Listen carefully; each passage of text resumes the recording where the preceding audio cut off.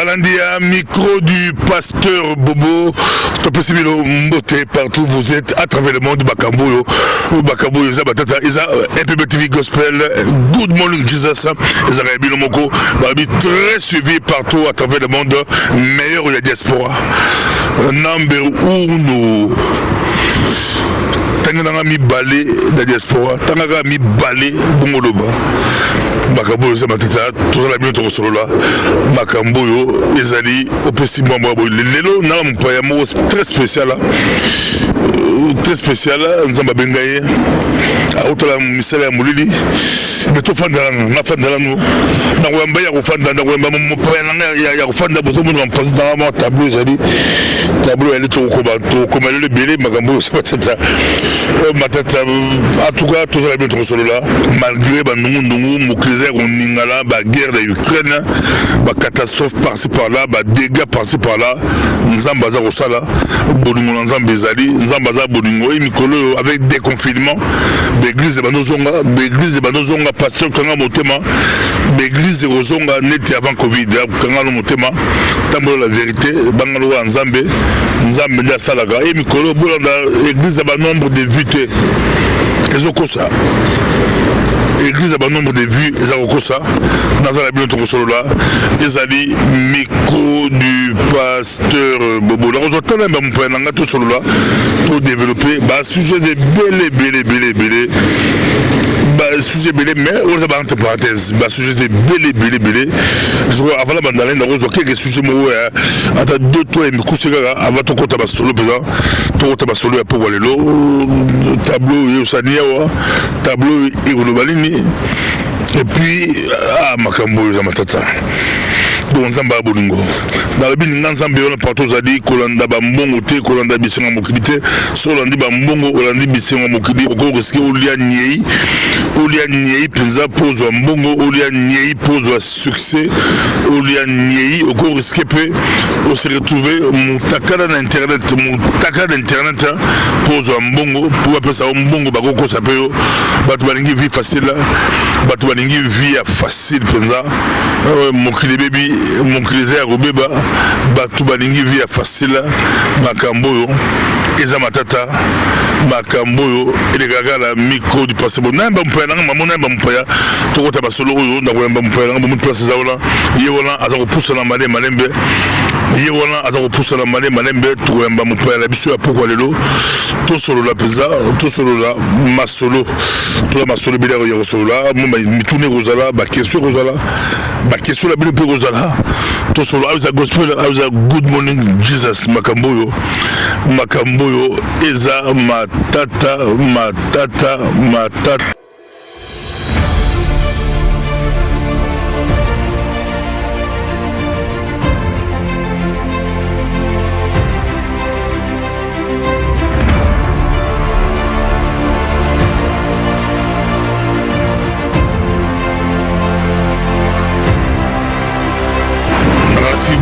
Moli Yémé Tozanaye évangéliste Guy Christ escateur américain Tozanaye bon on a gagné ça Souga Tozanaye to kotaki mangobele to kotaki bokoko Tozanaye to reçoit lelo na si tableau ça allait to tiki le temps expliquer ma psima kambo mbote évangile mbote na ba la ligne so ya MPB TV mbote na yo pasteur Bobo na zana sembo mingi pe na sepeli mingi surtout ya ko passer na moment on a micro du pasteur Bobo na sepeli mingi nzamba zoloko.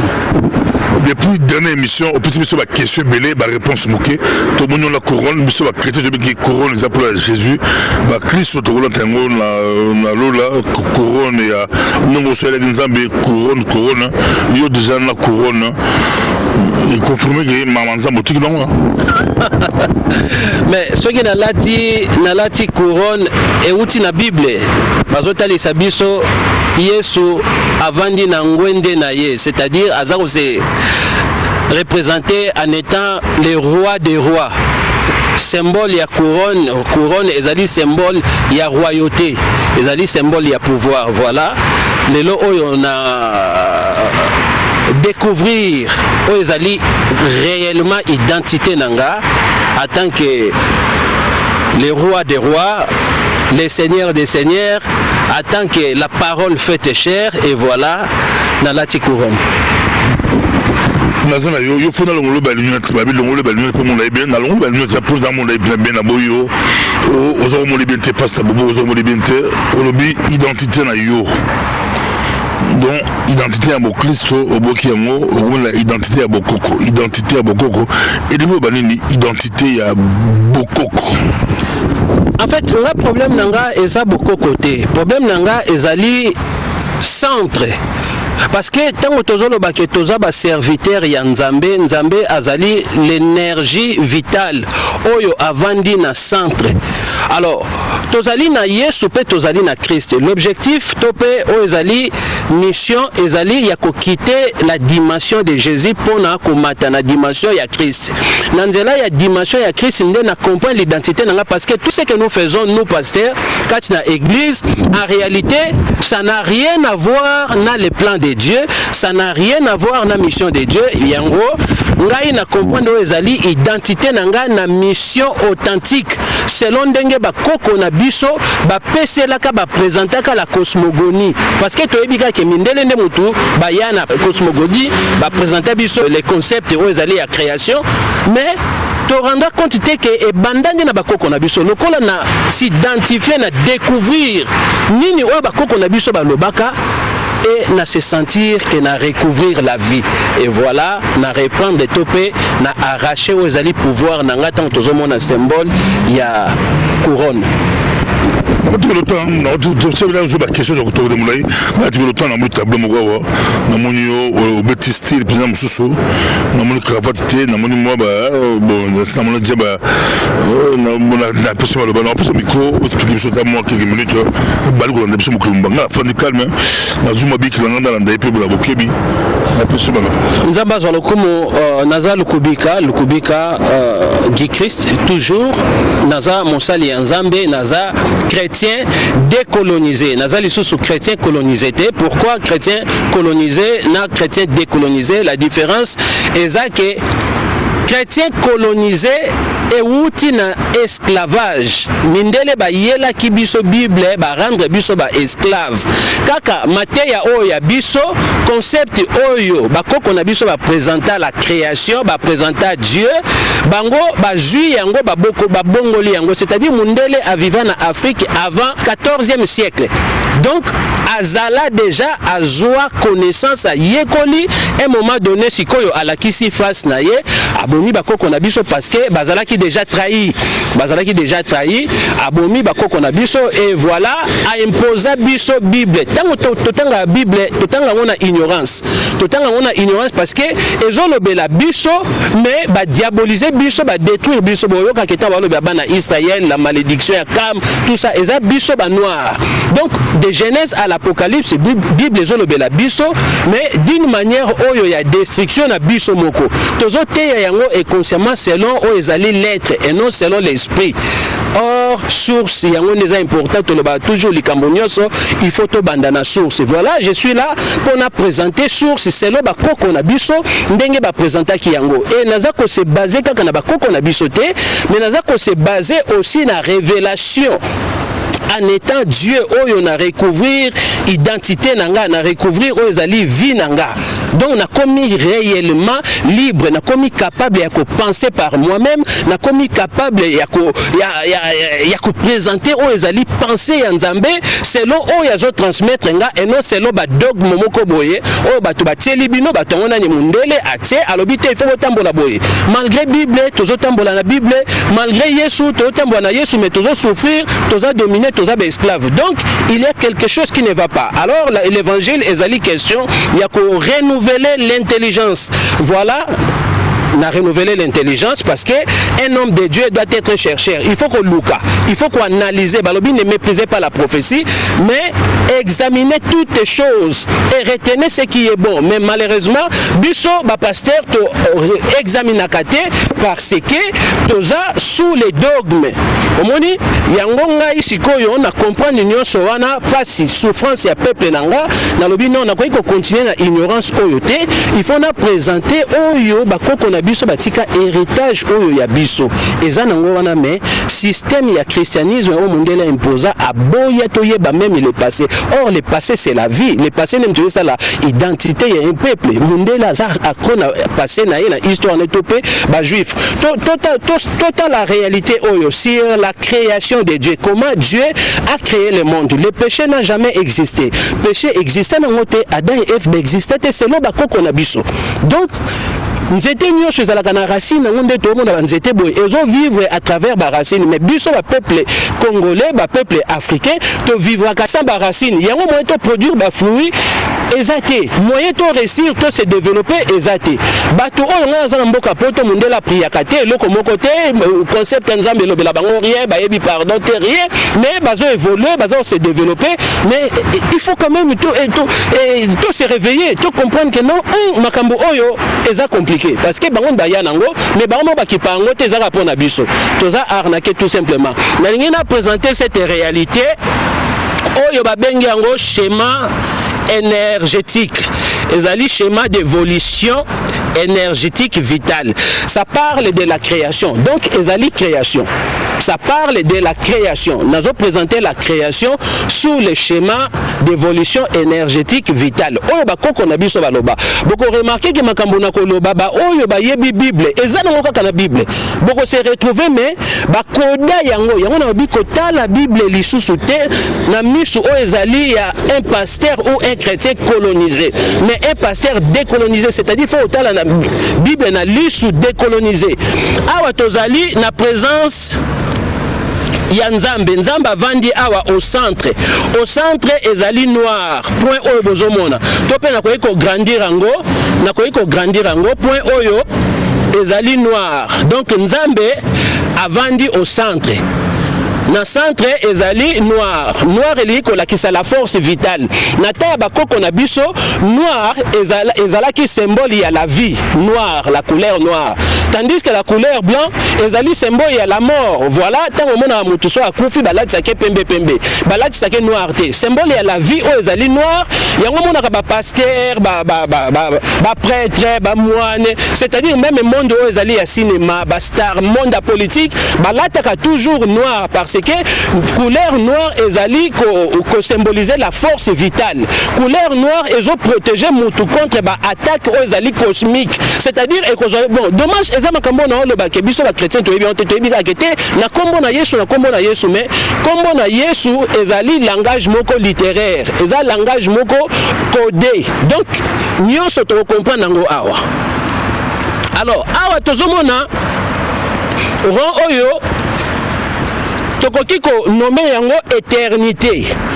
Tokoki ko nommer yango éternité po na commenter mais toyebi mo éternité. Nzamba banda awa na éternité. Nzamba ngo azali noir. Puisque l'énergie vitale ezali noir, centre ezali noir. Asali boy. Awa toyena premier environnement. Toyeli sous na deuxième environnement. Toyeli sous na troisième environnement. Et puis toyeli sous na quatrième environnement. Batona mayele ba connaisseur baza ko comprendre. Bato oyo tobengaka ba spirituel biso bana na nzambe ba pasteur tanto bato za spirituel en réalité toi spirituel te ba kosa biso spirituel être spirituel ezali ko pratiquer la spiritualité donc ça c'est la spiritualité c'est de la science omoni la spiritualité c'est de la science tant tozolo ba spiritualité ezali trois mots oyo eza composé na trois mots wana soki to décomposer yango ekopesa biso ba réalité mususu ozomona ezo parler sur les rituels c'est-à-dire servir Dieu ça concerne les rituels yango basango basalaka po bango bakoma Bible et Vatican yango basalaka ezo concerner les rituels mais to sala yango te biso ba mema biso na prière. Or prière c'est être privé de Dieu, croire c'est être privé de Dieu. C'est ça en fait. Il suffit il y a qu'on comprendre ba mot wana parce que chaque mot il faut qu'il y ait une source.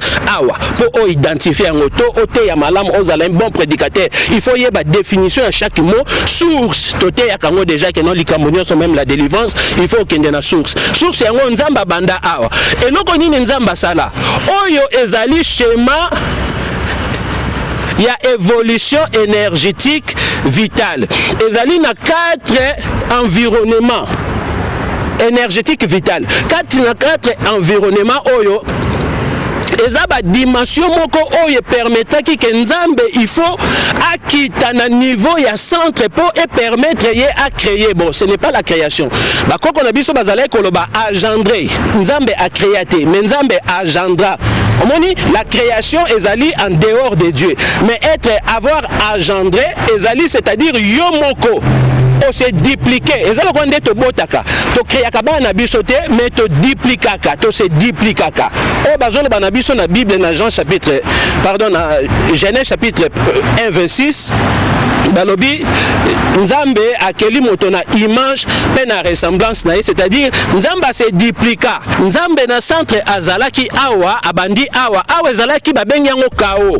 Donc na bakoko na biso Nzambe abengamaki Congo awa, c'est Congo ndenge bakomaka ko eza ya sete Congo ko eza ya ka Congo oyo eli koloba nini toza na ko pe toza na ngo oyo ezo composer Congo ko oyo elingi koloba Nzambe na état ya éternité, l'énergie vitale, vous comprenez, l'énergie vitale ko oyo l'énergie au centre yango babengi Congo, Congo ezali ngo ezali léopard, c'est-à-dire ngo ezali léopard dans le sens que donc na image ya corps, l'énergie et l'aticor ndenge bazotalisa biso la parole faite chère na Bible, parce que Bible pesa biso ka ba indice ko oyo yango ezali énergie primordiale, mais elati nzoto ngo ezali na aspect ya nzoto, na aspect terrestre matériel, na aspect terrestre yango tango tozoloba Jésus ezali Jésus na Christ, c'est-à-dire awa tozali na énergie oyo babengi Christ, engo ezali Jésus, donc ezali na aspect matériel, na aspect oyo ezali ya environnement plus bas. Ozomona Christ yeyo aza awa eloko nini Christ asalaki toloba Christ yeyo oyo babengi Congo to pe babengi Nun na bakoko na biso na Egypte, tout ça babengaki Nun, babengi ye Congo. Donc on a expliqué Congo eza léopard, mais na Nzambe alati nzoto na état physique, na état matériel, donc c'est na état matériel Congo. Donc Congo yango yo noir oyo. Et côté mosusu babengaki ye Nun ndenge na lobi na Égypte babengaki ye Nun. Maintenant Nun esengeli a quitté niveau na ye, dimension ya environnement na ye oyoyo po aya sikoyo awa.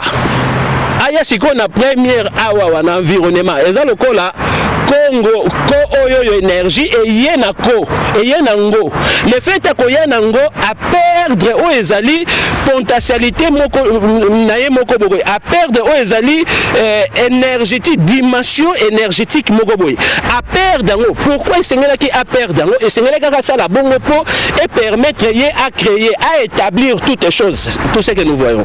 Esengela ki à kita parce que na niveau ya ko énergie et l'équipe makasi akoka ko créer kunate na centre awa ko Congo Nun akoka ko créer à partir wana te, parce que esengela ki akita environnement wana pour à créer, parce que aweza chaos, c'est le chaos. Nzambe na état ya chaos, na état ya mort cérébrale awa. Donc akoka ko créer te po muto akufi akoka ko créer te akoka ko salelo mongoti omoni esengela sikoyo alata nzoto akita sko na état oyo tango akiti na état oyo a créé ki tokomona yango mbala sima tango nakoya tango akiti na état oyo a créé ke akiti sus na état oyo a créé ki akiti sus na état oyo a créé ki ayeli sus na 4e dimension a créé ki, c'est-à-dire explication ezali tour la spirale eza image ya spirale oyo, c'est-à-dire spirale eza tour moko oyo Nzamba longwaki awa asali tour wana la parole faite chère la manifestation de l'énergie primordial sur le plan matériel. Azo ça la tour wana azo kita po et permettre à établir toutes les choses. Akiti ba environnement akiti tina 4e temps tozomona 1 2 3 4 ezali 4 matières oyo ezako ko symboliser la vie. Donc tozali na air, tozali na feu, tozali na vent, tozali na l'eau. Et ces 4 matières yango ndenge toza ko constituer la vie, yango ndenge toza ko constituer nzambe, c'est-à-dire le Dieu, l'énergie primordiale. Omoni? Donc ayeti akiti akomi awa obalobi la parole faite chère.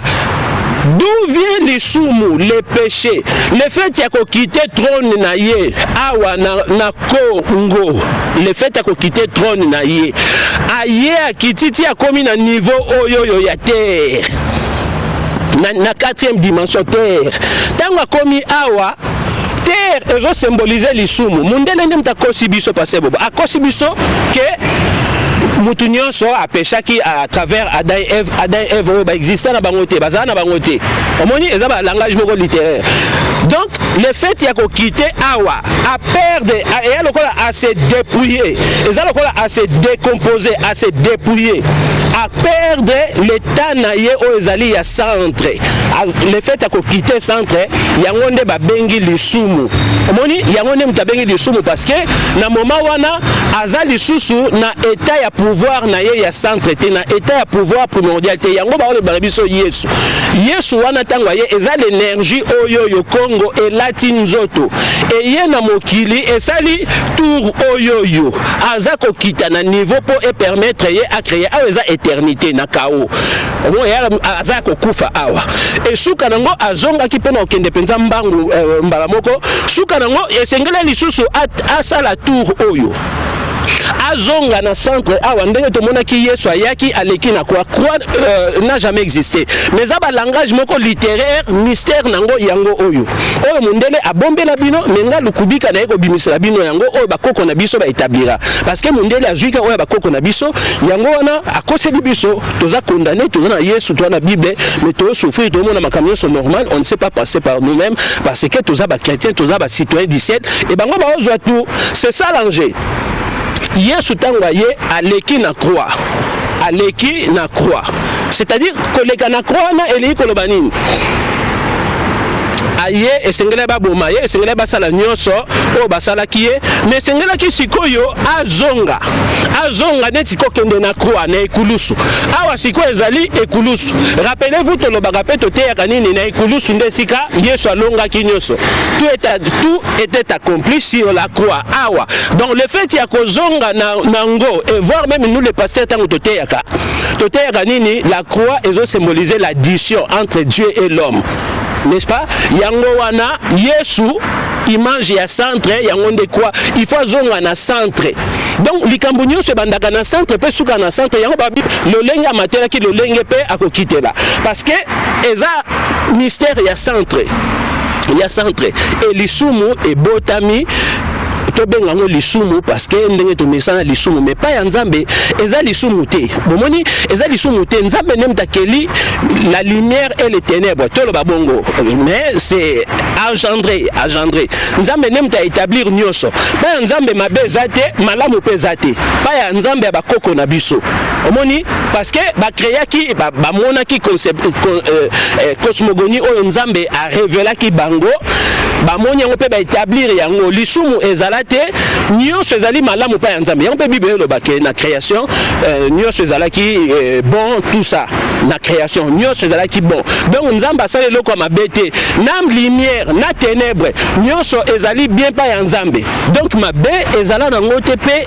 ezala te mais mundele abimisi mabe à partir ya mystère oyo parce que ça c'est de la science c'est de la spiritualité mundele ayebi yango ba pape ko bon négliger bango te bo sous-estimer bango te ba pape wana ba mayele ba yebi mystère oyo alors ba établir sikoyo lisumu ba latisi yango nzoto omoni ba latisi yango nzoto ba pesi yango kombo Yesu bapesi Yesu, à travers Yesu l'humanité est sauvée, tout consort. Or pour na bakoko na biso eza question ko ya salité, l'homme noir yewana nzambe tant babande ko tuna bango boza banani bouti ya peminde bamande ko répondre que to uti na soleil parce que Dieu c'est le soleil, Jésus-Christ c'est le soleil.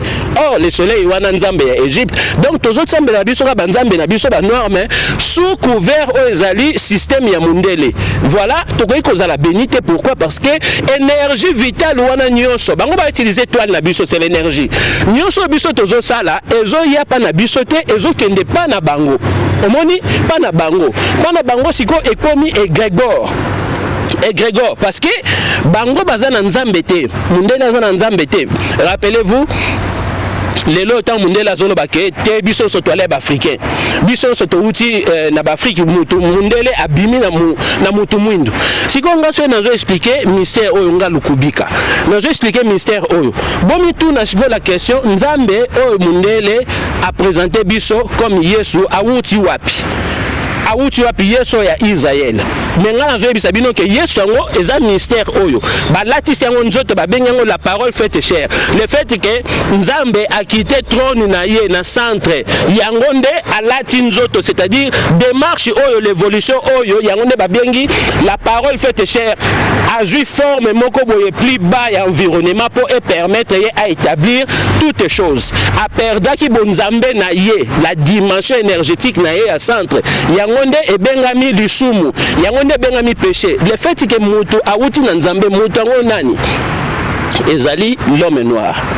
donc mutu wana nzambe amisali l'homme noir amisali mutu puisque nzamba za noir l'énergie est noire makambo nyonso centre est noir ce qui fait que touti na noir le soleil est noir o est reflet lumière o est reflet à soleil mais le soleil est noir omoni yango moni ke ba mindele basala nini ba se bronzaka parce que ba na besoin de vitamine D ba comme noir mais moi ba comme ezate pour toza batu mon côté toza na nzoto mon côté o to sala na mabele te biso to uti na soleil to uti na centre ça c'est le soleil to uti na centre mutu mwinda uti na centre akiti na se atanke nzambe mundele pe aye pe na ndenge na ye c'est-à-dire eza une question ya mission oyo mutu mwindo aye pas sauver mukili a garder mukili. Rappelez-vous ce que la Bible dit. Mutu mwindo garder tout, dominer sur toutes les choses, multipliez-vous tout consort.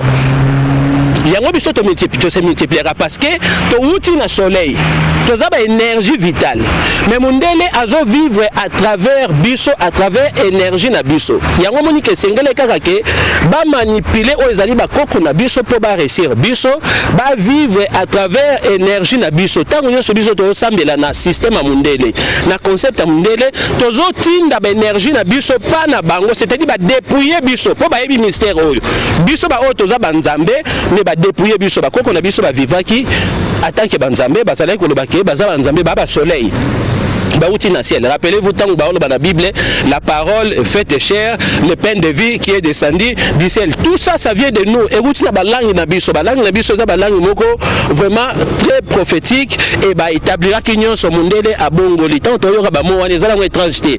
Mais dommage que tu yebi le passé te tu yebi histoire te bah mo musubiso to yeba to lobaka to yebi ba valeur nangote. Omoni to yebi ba valeur nangote. Neti moyindo.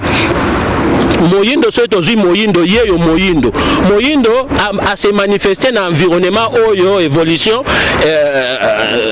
de ces énergies vitales de s'apparaître en étant mutu à la tinzoto nzoto moyindo tozana ngote po tozana ba mélanine non parce que to wuti na soleil que signifie moyindo boyebi ba mo wana nyonso mais malheureusement to yebi ba signification te to ba définition te ya ba mo ya ba lingala ya ba kikongo to ya ba dialecte na biso nyonso za ba langue moko très très prophétique très mystérieux énergétique c'est ça moyindo c'est-à-dire moi dans un corps moyindo c'est le corps donc corps o yango ba bengi ndo wana ezali na phase na aspect oyo nzambe moyi ekiti na environnement moko plus bas donc nzambe ya tikilola na yende to lobaka na Bible alati nzoto akiti na environnement moko plus bas amisali mutu donc ça ba langage oyo nazo expliquer à travers schéma d'évolution énergétique.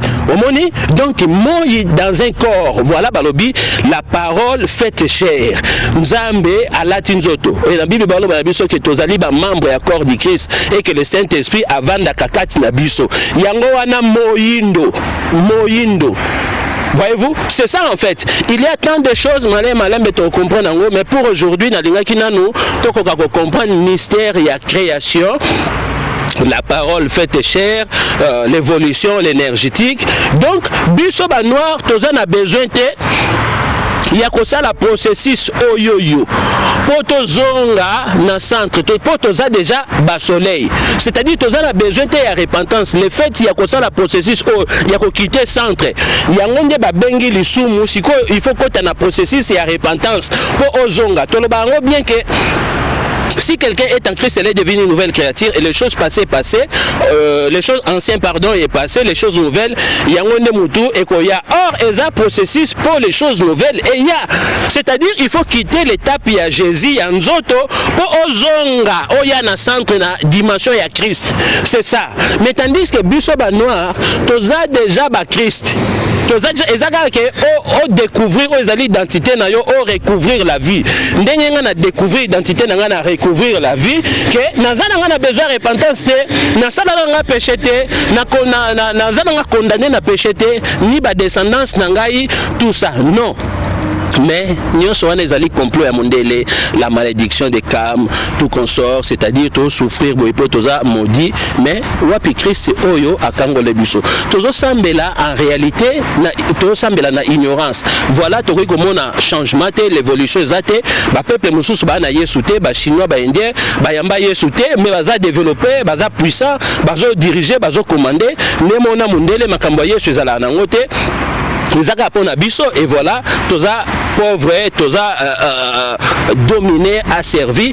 Et comme il au pasteur nous à se décoloniser, à comprendre que monde la kosabiso, la cosmogonie au ezali authentique, ezali à la kokonabiso, yangonde mutu, ba mindele bazui, Europe coûte zwango tard parce que ezana ba mythologie mususu, ba grec, ba romain et ainsi de suite, ba zoa Europe coûte pour ba imposer Jésus et ba tard. Donc Yesu awutina Osiris yewana Yesu. Bomoni Osiris aussi yewana Oris. Marie Madeleine, c'est-à-dire la Vierge Marie, yewana Isis. Bango bango ba pape basango balobango ezelo ko bombate. Donc tout ça vient de chez nous.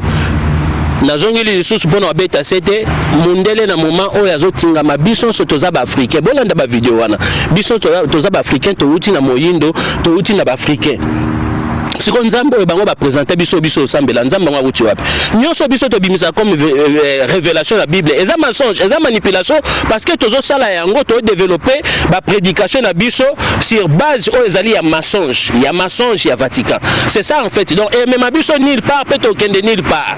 Donc voilà pour na ko suki ça pour na lelo na s'arrêter wana na zone si micro pas ya pasteur Bobo, je crois que vous comprendre yango schéma d'évolution énergétique vital.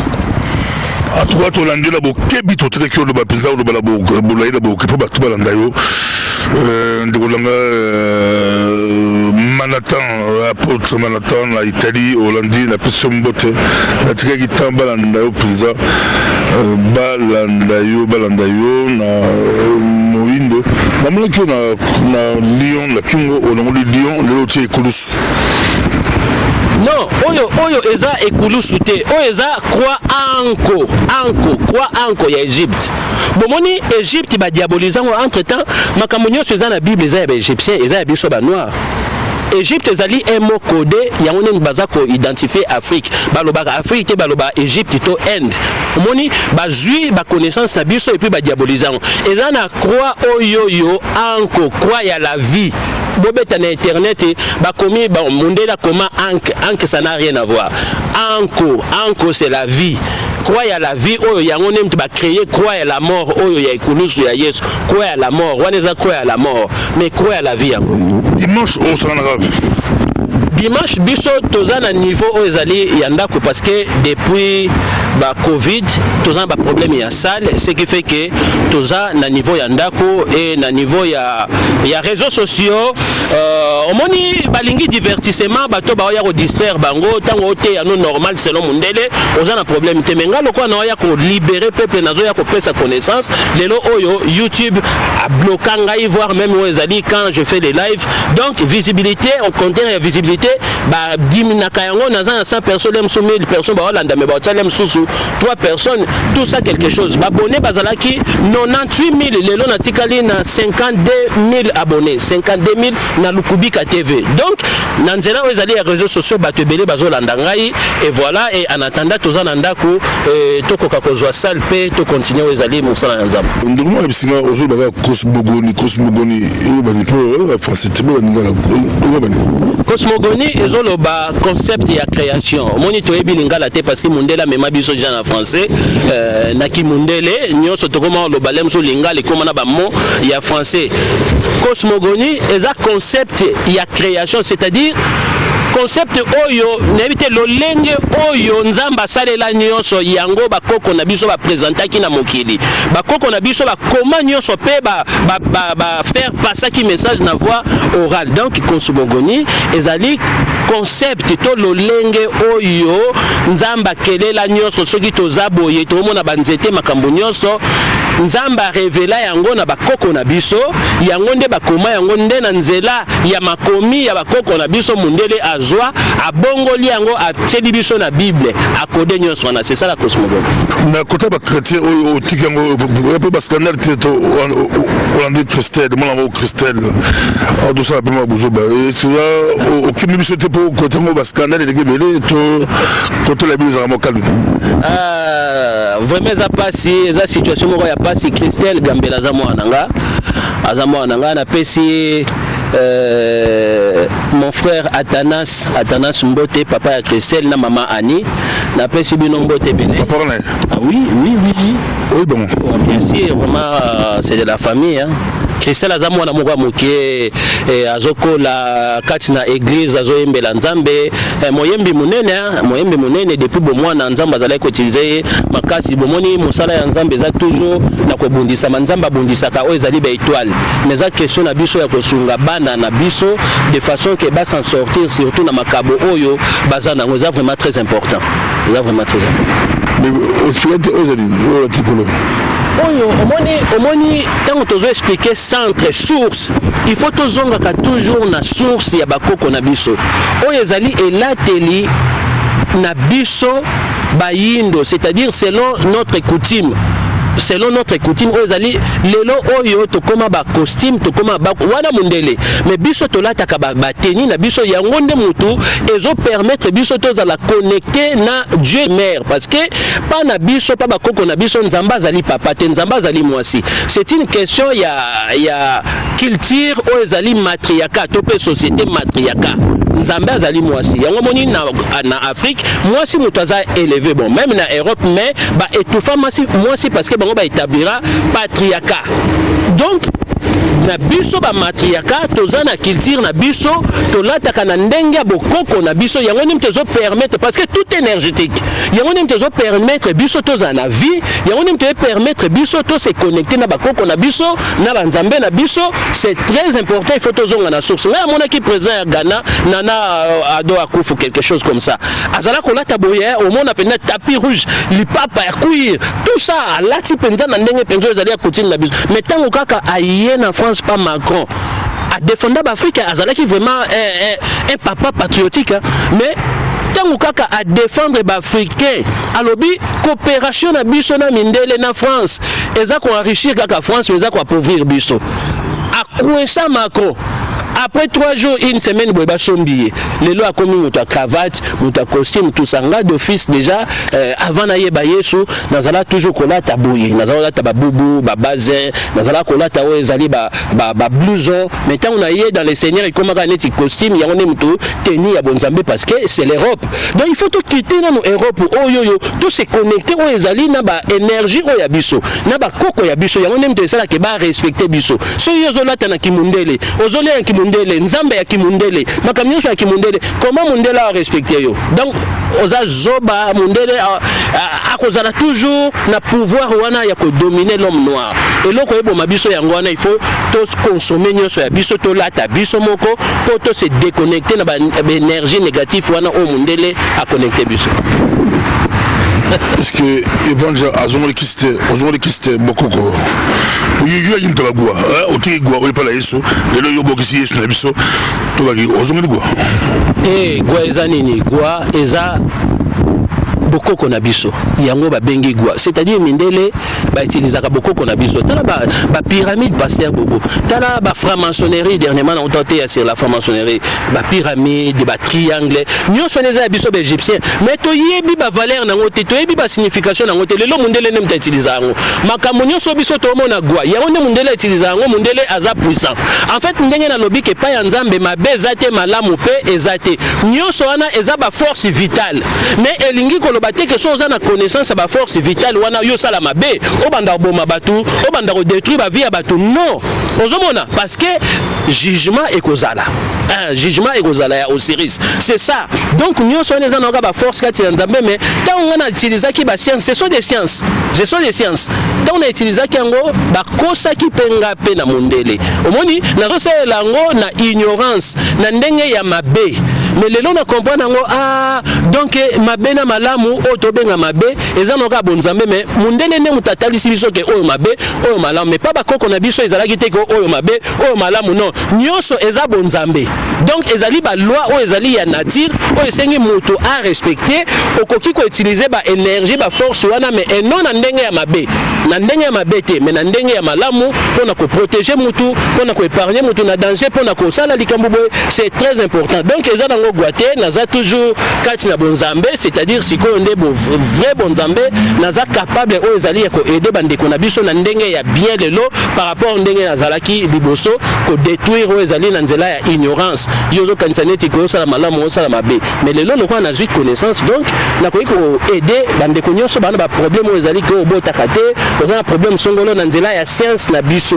ba yindo biso ba africain yango neza authentique c'est-à-dire la spiritualité na aider yo oza mabota oza na problème à libala oza na problème à boye na aider oza na maladie mo esi la kate na ko aider yo nyonso wana donc n'hésitez pas pasteur bobo azawana nazana pona ko sunga moto nyonso oyo akoya vraiment boza penza les bienvenus aucun souci eza ngo makambo kisite ezande bo koko na biso bonzambe na biso o Mundele kosa biso bondoki voire même ba masque de lo ba bandoki yango bazoteka ngo muso bazoteka 4 millions so et combien 500 masque bazwa biso ba biloko nyonso yango ba comment essayer donc en un mot c'est ça en fait passer merci Evanja bandi biso bokebi merci bozuma idée ba question comment debe ko ya pasteur Malatan